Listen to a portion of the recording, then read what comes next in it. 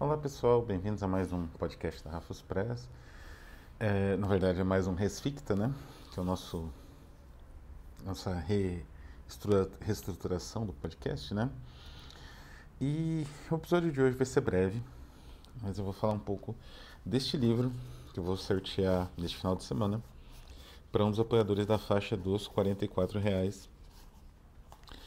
No início da semana que vem, no próximo vídeo, semana que vem acho que teremos só uma vídeo, porque vamos ter uma live, amanhã eu vou fazer a divulgação, semana que vem. E então, Elevação, do Baudelaire, tradução do Renato Sutana, edição da Nefelibata, livro raro, livro espetacular. Mas voltando, né? Eu pretendo fazer um vídeo só na próxima semana. Vou anunciar o segundo sorteio, que vai envolver a faixa dos R$ 33 também. Então a gente vai ter sorteios agora como bem uma compensação, né? Mas por conta, inclusive, da nossa arrecadação não ser muito alta, né? Então vocês estão mais ajudando o canal mesmo. Então, por ajudar o canal, acho justo ter sorteios de materiais diferentes, né? É necessário falar um pouco, então, desse material.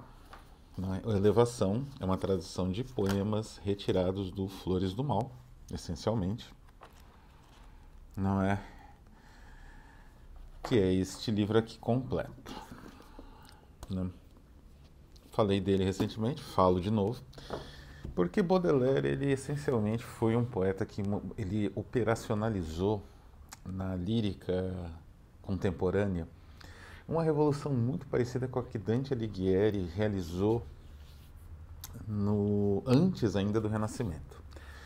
Então, da mesma forma como Dante Alighieri criou uma linguagem, uma noção de poesia, uma noção de identidade através da poesia, uma série de outros elementos que a poesia posterior a ele no renascentismo e no barroco de Petrarca, não só poesia, a prosa também, né? A Cervantes, a Shakespeare vai mais ou menos desenvolver, mesmo que sem ter um contato. Ele criou um universo e esse universo vai se expandir, né? Foi isso que o Dante fez, como uma supernova, como um Big Bang.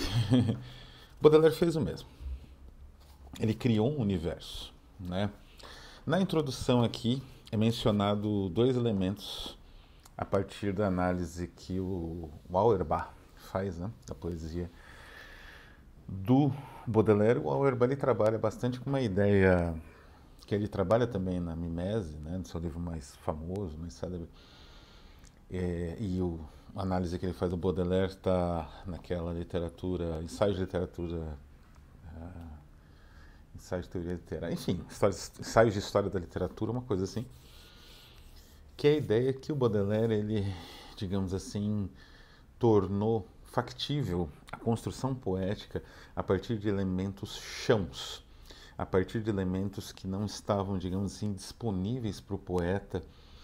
Quer dizer, disponíveis estavam, mas eles não eram empregados, porque a lírica teve um desenvolvimento que, de certa forma, bloqueou uma série de revoluções que a prosa, né, especialmente no romance, já experimentava, né? Uma direção que, aliás, o próprio Auerbach rastreia no Mimeses, né?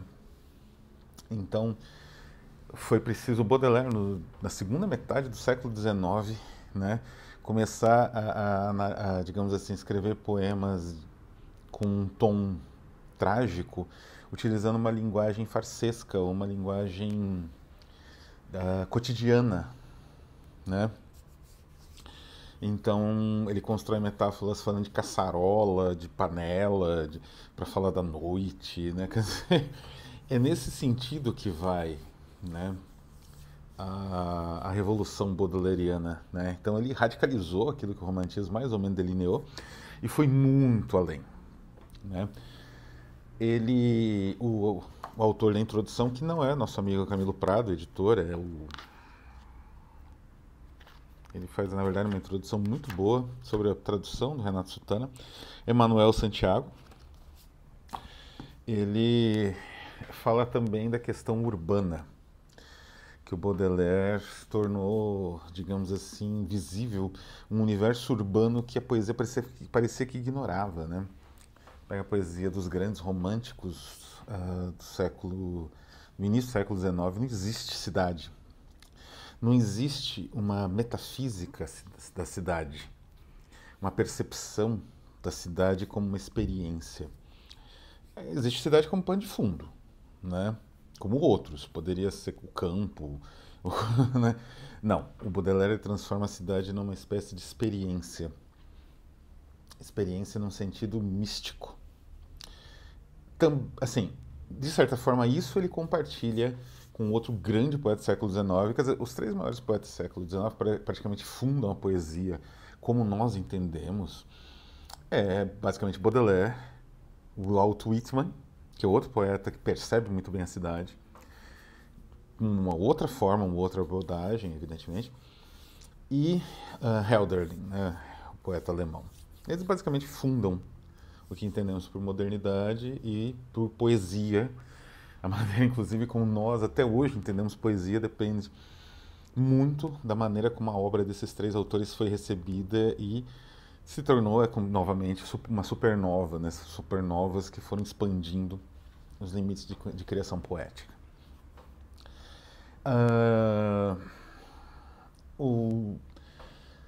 Além disso, ele menciona brevemente aqui, né, o nosso autor da introdução, Emmanuel Santiago, a questão da metafísica baudelairiana, que é uma coisa que eu gosto de sempre destacar. O Baudelaire, ele era notável em sínteses, então ele faz um imenso apanhado de todas as teorias ocultistas e vagamente místicas da época dele, numa totalidade que, em termos de poesia, em termos de construção literária, faz sentido. Obviamente, em termos filosóficos, faz pouquíssimo sentido, como qualquer tipo de misticismo. Mas em termos poéticos, né, é como a poesia do São João da Cruz, né, faz sentido. Então, a ideia das correspondências, a ideia da floresta de símbolos, né, quer dizer, que existe essa superação do platonismo, que mesmo o romantismo sofria bastante de platonismo, né, que possibilitou, em termos filosóficos, o surgimento de Nietzsche, né, essa superação do platonismo, essa busca de uma percepção simbólica complexa dos elementos do real, nesse giro, né, em torno das questões metafísicas, que era inspirada vagamente pelo Swedenborg e que teve uma interpretação muito original. O Blake teve uma interpretação original também, igualmente, mas não foi... Essa interpretação blakeana acabou um pouco esotérica demais, enquanto que a baudelairiana explodiu, né? Inspirou muita gente depois. Então, essa estetização do universo simbólico e do universo metafísico que o Baudelaire propõe, isso é único. Isso ninguém, digamos assim, no século XIX, poucos chegaram perto de uma percepção tão elaborada. Então, por essas e outras, o Baudelaire ele é um poeta singular, espetacular, né?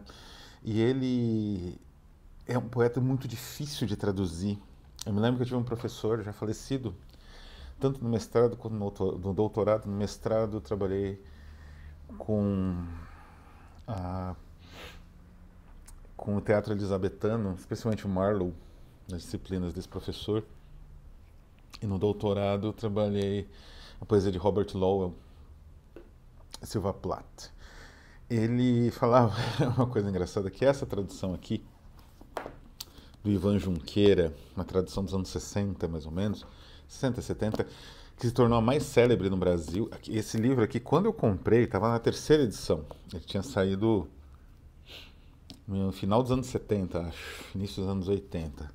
Eu comprei esse livro em 93, ou não, 90. Era mais ou menos uma edição a cada 5 anos, 4 anos. Agora, eu tenho a impressão que está na 20ª ou 18ª, né? Tem na Amazon, dá para encontrar. Mas o problema da tradução do Ivan Junqueira que eu comento, inclusive no ensaio que eu fiz para a editora O Grifo, que vai estar disponível no livro em homenagem ao grande Cruz de Souza, um grande baudelairiano brasileiro. Aliás, o impacto da poesia baudelairiana no Brasil foi gigantesco, né? Eu acho que o único poeta comparável em termos de impacto no Brasil foi o Byron. Teve um impacto grande também, mas é capaz do Baudelaire ser ainda maior, porque foi um impacto que se expandiu mesmo depois do modernismo de 22, com Manuel Bandeira, com Guilherme de Almeida, que traduziram Baudelaire, né? Que retrabalharam temas do Baudelaire. Não é? Inclusive o Manuel Bandeira, mais ou menos como um T.S. Eliot ou um Yeats, ele retrabalhou dentro do universo modernista. Né? Mas voltando, essa tradução em especial, ela tem alguns problemas, que era o que o professor Eric Mitchell, né, falecido da Unicamp, me falava. Né? Essa aqui é a tradução do barroco carioca dos anos 70. Era muito engraçado quando eu falava isso. E de fato é. Inclusive, então, no ensaio que escrevi para o Grifo, no livro sobre Cruz de Souza, analisando as traduções do Baudelaire, eu falo como essa tradução sofre da visão do próprio Paulo Ivan Junqueira, de que a metafísica, aquela metafísica satanista e, digamos assim, integradora de diferentes disciplinas de êxtase e misticismo, inspirada por Poe e por Swedenborg em medidas iguais, né? Essa concepção, ela é meio desprezada, porque era um momento de desprezo desse tipo de concepção, né? Era uma coisa assim do tipo, Baudelaire é bom apesar dessas ideias imbecis que ele tinha sobre satanismo. No fim, ele era um católico, né?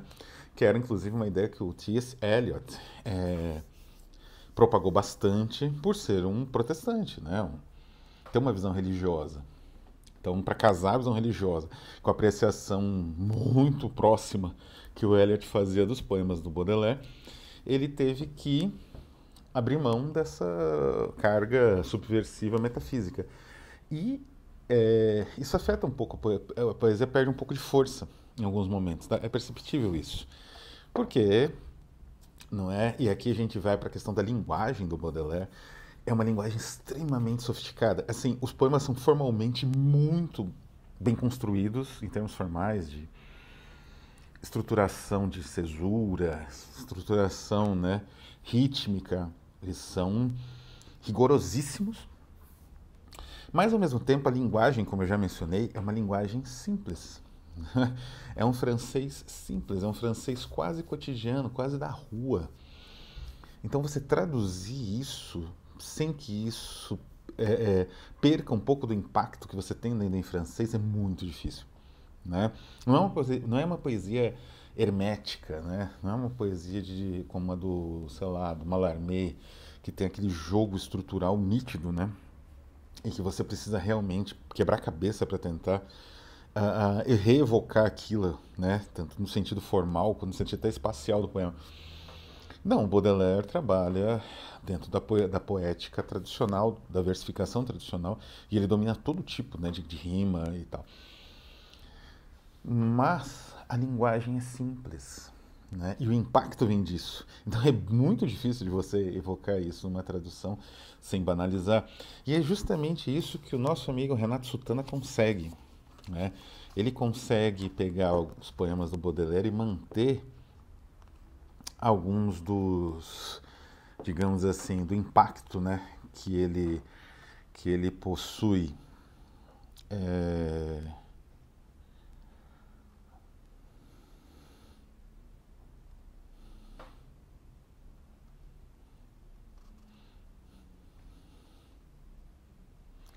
Por exemplo, esse verso de remorso póstumo, né, é necessário dizer que praticamente, como eu disse, toda a poesia simbolista brasileira tem um impacto gigante do Baudelaire e toda a poesia pós 1860, 70.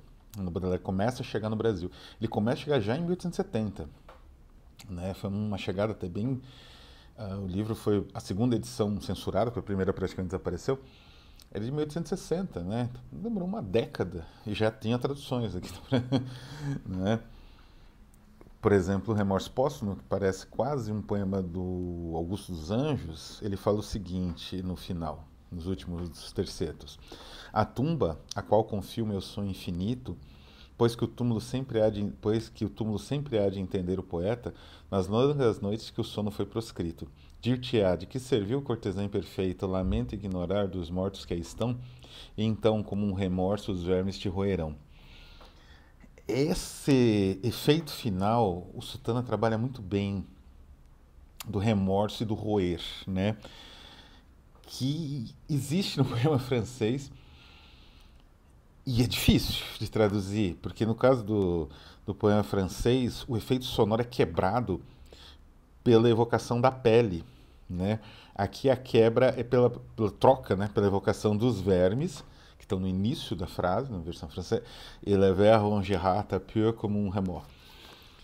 Então o Sutana ele tem uma habilidade grande de manter, como eu disse, ele mantém a tradução inclusive dos termos, né?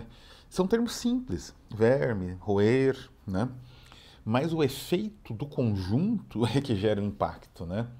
É uma poesia que tem uma percepção da linguagem cotidiana sobrenatural quase, né? Então é muito difícil traduzir. Um trabalho incrível do Renato Sutana aqui. É um tradutor que eu gostaria de ver traduzindo todo Flores do Mal, o que é impossível. Essa edição aqui vai ser a mais vendida sempre. É de uma grande editora, está disponível na Amazon, né? Nenhuma editora independente tem condições de bancar uma tradução integral de um livro desse tamanho, né? Mesmo se você contar só os... Tem introdução gigantesca, mas se você contar só os poemas, tem bem umas 300 páginas. E, infelizmente, só podemos então contar com este trabalho incrível e alguns, acho que tem alguns outros também no site e outros trabalhos de tradução de Renato Sutana, né?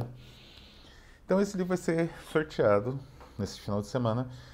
Eu vou avisar na comunidade, né, para um dos nossos apoiadores na faixa dos R$ 44. E na semana que vem vou anunciar um livro para as duas faixas, 63 e 44, né? Os de 44 vão concorrer a alguns livros especiais, sempre que possível. Certo? Então é isso. Vou ficando por aqui. Um abraço a todos e até a próxima.